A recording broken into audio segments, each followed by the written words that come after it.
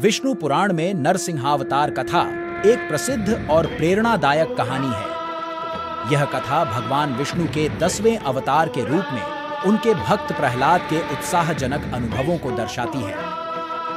भगवान विष्णु के भक्त प्रहलाद का पिता हिरण्यकश्यप एक अत्यंत दुराचारी और अहंकारी राजा था।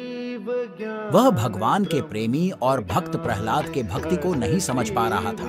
हिरण्यकश्यप ने अपने पुत्र को भगवान विष्णु के नाम की पूजा करने से रोक दिया था। भक्त प्रहलाद की अद्भुत भक्ति का अहंकारी हिरण्यकश्यप को बहुत गुस्सा आया।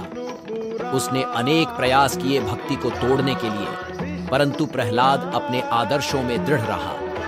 अंत में हिरण्यकश्यप ने अपनी बहन होलिका की मदद से प्रहलाद को मारने की योजना बनाई। होलिका के वरदान से वह अग्नि में बैठी और प्रहलाद को उसके साथ बैठने के लिए बुलाया, परंतु भगवान की कृपा से प्रहलाद को कुछ नहीं हुआ। वह सलामत बच गया, जबकि होलिका अग्नि में जलकर मर गई।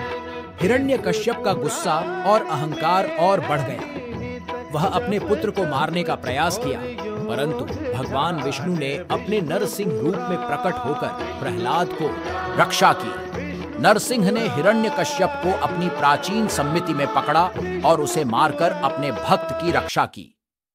इस कथा से हमें यह सीखने को मिलता है कि भगवान के भक्त की रक्षा हमेशा होती है। चाहे जैसी भी परिस्थितियां क्यों न हों, भगवान के भक्त का विश्वास और समर्पण उसे सदैव सुरक्षित रखता है।